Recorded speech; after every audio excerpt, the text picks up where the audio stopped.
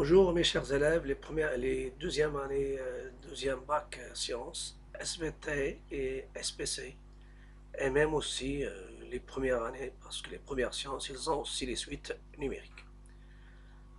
Dans la vidéo précédente, j'ai déjà parlé de suite majorée, suite minorée, suite bornée. Maintenant, je vais parler de la monotonie d'une suite. La suite, c'est une fonction particulière, mais pour étudier la monotonie, c'est pas comme les fonctions, on doit calculer la dérivée, non.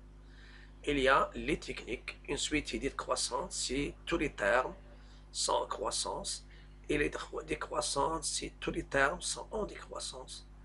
Une suite qui croît et décroît n'est pas une suite monotone. Donc normalement ici, quand est-ce donc la suite, soit la suite numérique UN avec n appartenant à I c'est une partie de l'ensemble n. Premièrement, UN croissant si seulement si quel que soit n appartenant à n, chaque terme est supérieur au précédent. Ça veut dire UN plus A est supérieur ou égal à UN. Et par équivalence, ça me donne pour tout n appartenant à I, la différence UN plus A moins UN est supérieur ou égal à 0. Et si on trouve strictement supérieur à 0, on dit strictement croissante. La même chose ici. Deuxièmement, UN décroissante si seulement si quel que soit n appartenant à I, chaque terme il est inférieur au précédent. C'est-à-dire par équivalence, quel que soit n appartenant à I, UN plus A moins UN est inférieur ou égal à 0. Et s'il est inférieur strict, on dit qu'il est strictement décroissant. La même chose ici, troisièmement, UN monotone, s'il est soit croissante, soit décroissante. Et je peux dire strictement monotone, s'il est soit strictement croissante, soit strictement décroissante. Donc ça, c'est le cas de l'étude de la monotonie. Donc si on vous demande d'étudier la monotonie d'une suite, donc dans ce cas-là, il ne faut pas comparer deux termes quelconques, consécutifs, mais il faut étudier le signe de la différence d'une manière générale, UN plus 1 moins UN. Je passe à un exemple. Étudiant la monotonie de UN définie par, pour tout n appartenant à n, UN égale à n sur n plus 2. Ça, c'est une suite définie par son terme explicite UN plus A égale à f de UN, avec la fonction f définie par f de x sur x plus 2. Je fais la différence UN plus A moins UN, donc c'est n plus 1 sur n plus 3 moins. Donc ça c'est UN plus 1, donc à la place de n, je remplace n par n plus 1. Donc ici ça sera, ça c'est U indice n, si je fais ici U indice n plus 1, donc j'ajoute à la place de n, je fais n plus 1. Et ici ça sera n plus 1 plus 2, ça donne n plus 3. Et ça c'est UN, n sur n plus 2.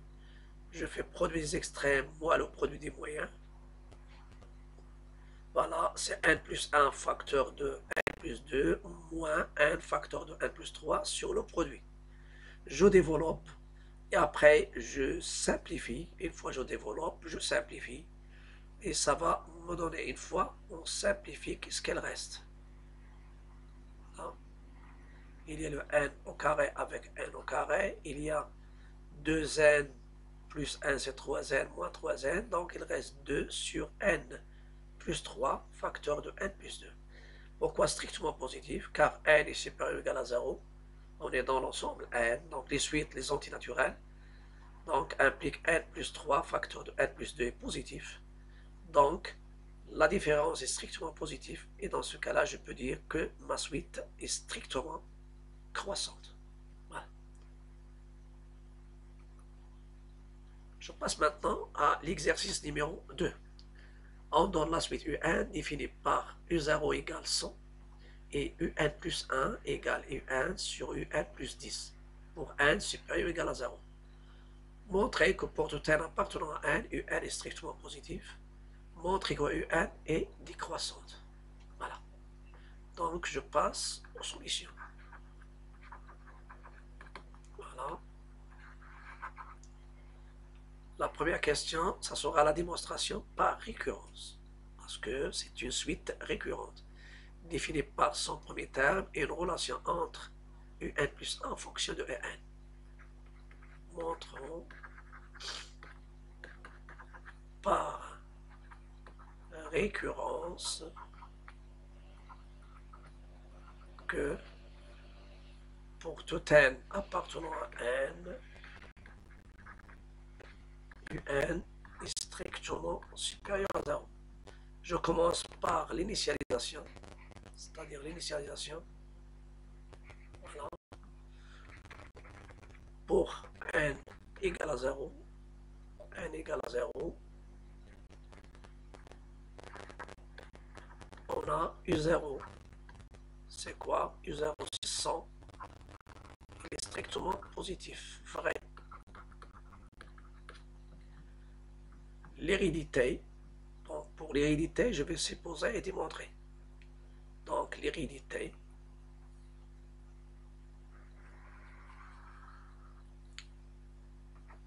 L'hérédité, c'est-à-dire le deuxième point. Supposons que un strictement positif pour n quelconque dans n, et montrant que un plus 1 est strictement positif. Je vais revenir au terme un plus 1. On a un plus 1, c'est quoi?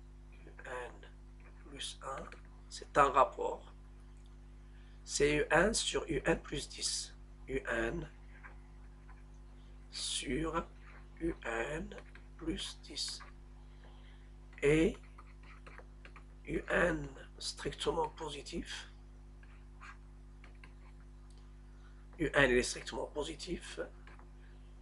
un plus 10 sera supérieur strictement à 0 plus 10. Ou bien je dis c'est la somme de deux nombres qui sont positifs. Donc il est strictement positif directement. Car un positif implique un plus 10 est strictement positif. Si vous avez un rapport et vous voulez déterminer le signe, on n'avait qu'à donner le signe du numérateur et du dénominateur. Donc, un sur un plus 10 est strictement positif. Vous avez positif sur positif. Donc, ça donne positif. Et ceci, ça me donne un plus 1. Ça, c'est un indice est strictement positif. Et il est vrai. Qu'est-ce qu'il nous reste dans? Il nous reste la conclusion. Voilà. Conclusion. D'après le principe de récurrence,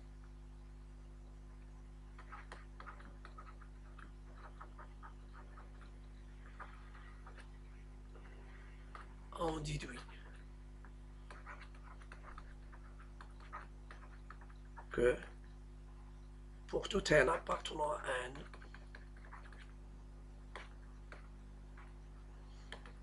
un strictement positif.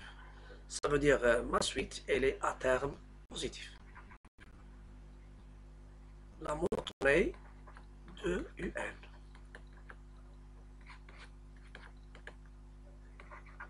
Je vais faire la différence. un plus 1, le signe de un plus 1 moins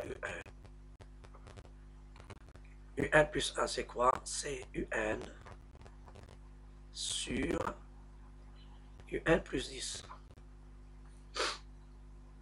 Sur un sur, ça c'est un sur un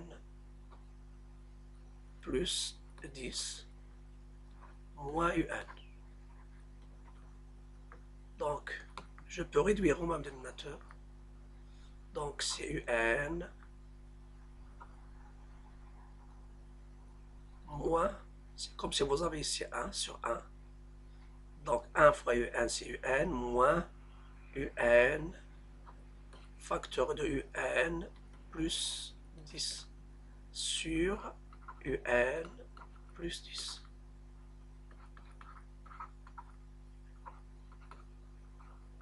Donc UN plus 1 moins UN, je vais développer. Ça va me donner UN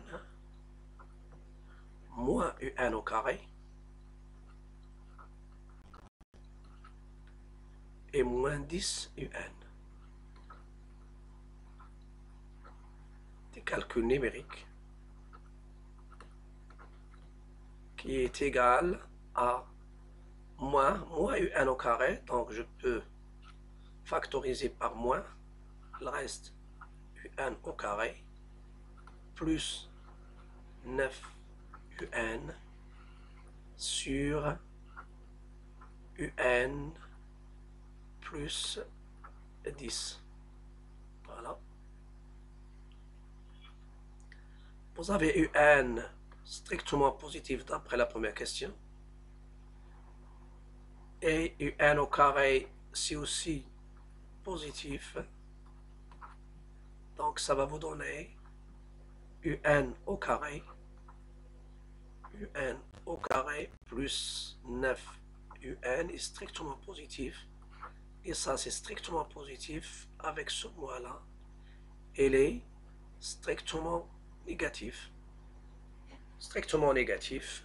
Donc, quelle est la monotone de ma suite? Donc, ma suite, elle est strictement décroissante. Ça, c'est uniquement pour avoir de la place pour écrire.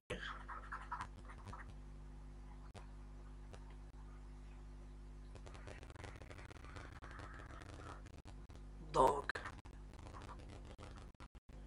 UN est strictement décroissante. Décroissante.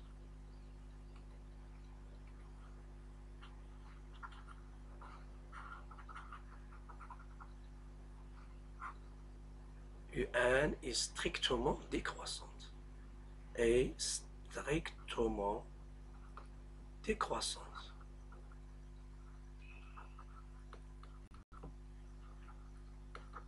Voilà.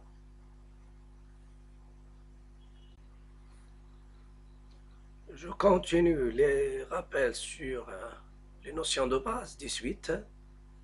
Et maintenant, je passe au petit 3. Suite arithmétique, suite géométrique.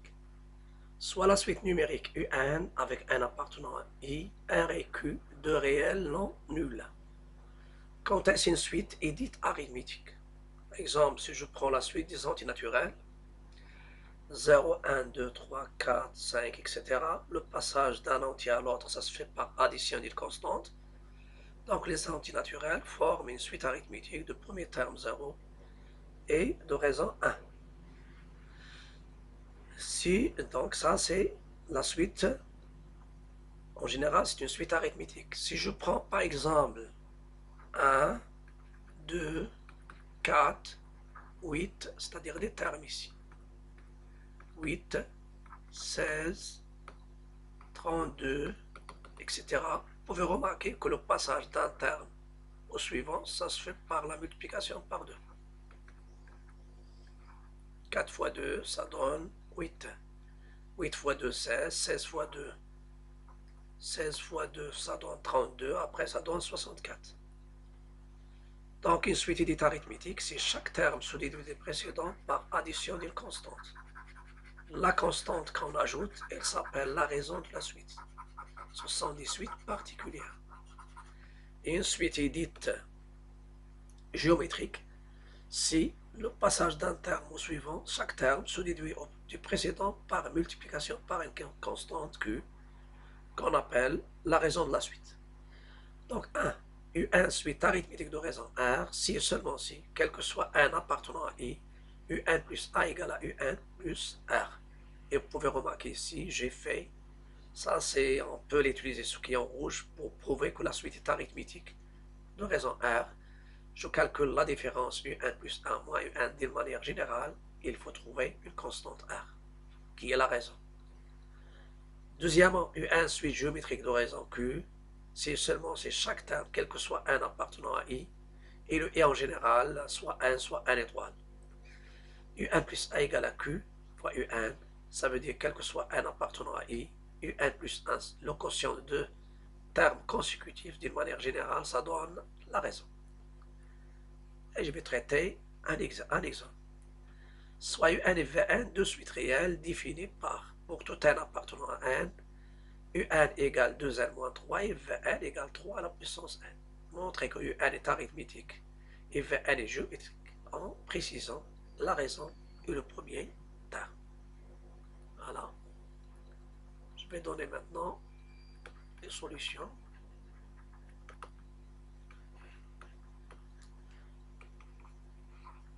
Montrant que Un est arithmétique.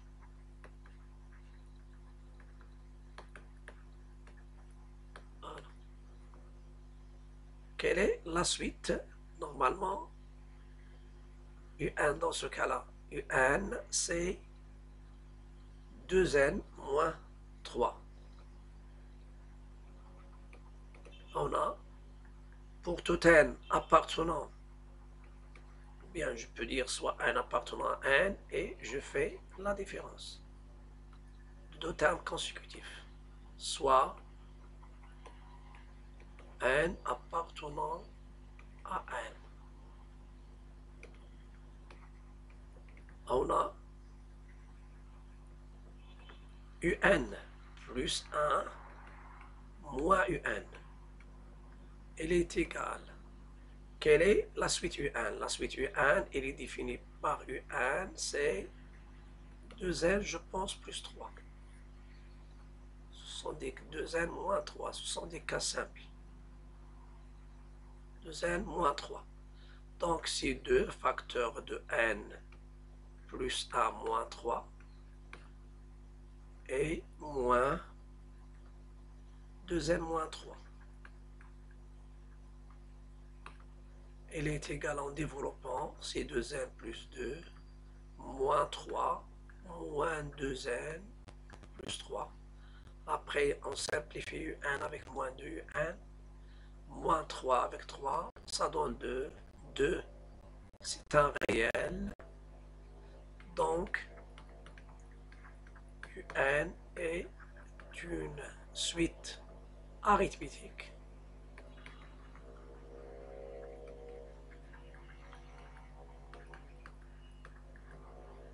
de raison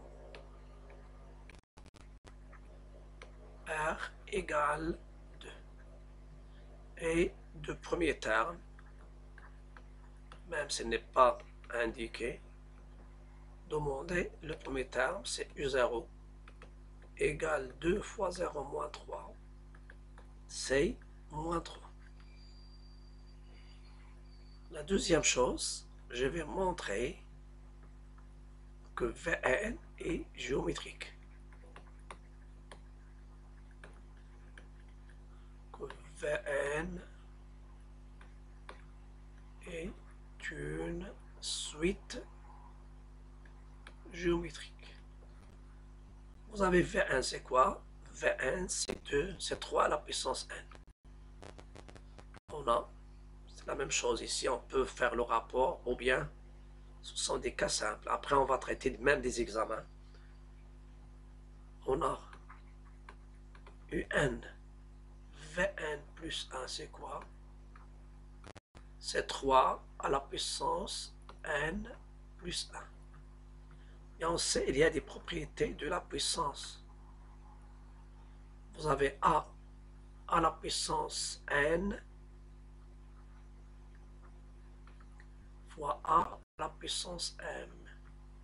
C'est A à la puissance n plus m. Vous pouvez faire la lecture soit du premier au deuxième ou inversement. Et je m'excuse pour ma voix parce que j'ai mal en gorge, donc il faut me supporter un peu. Donc c'est 3 à la puissance n fois 3. Et vous pouvez remarquer que ça donne 3 fois Vn. Donc, ou bien nous, Vn est une suite géométrique de raisons Q égale 3 et de premier terme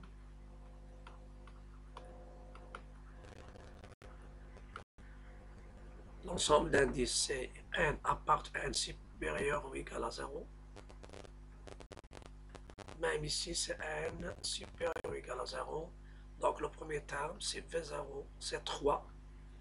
Un nombre non nul à la puissance 0, c'est 1. Ça sera tout pour cette vidéo. Dans la prochaine vidéo, je vais donner le terme général d'une suite arithmétique et d'une suite géométrique en fonction du premier terme et la raison, et même la relation entre deux termes quelconques d'une suite géométrique et une suite arithmétique. Et je vais traiter bien sûr des exercices de type d'examen de bac, et même je vais traiter aussi un examen du bac, surtout sur les suites. À bientôt et à la prochaine vidéo. Et avant de vous quitter, je vous invite à cliquer sur le bouton s'abonner, likez, partagez. Si vous êtes sur YouTube, essayez de cliquer sur le bouton s'abonner. Si vous êtes sur ma page Facebook, n'hésitez pas de cliquer sur suivre ou bien inviter. À bientôt et à la prochaine vidéo.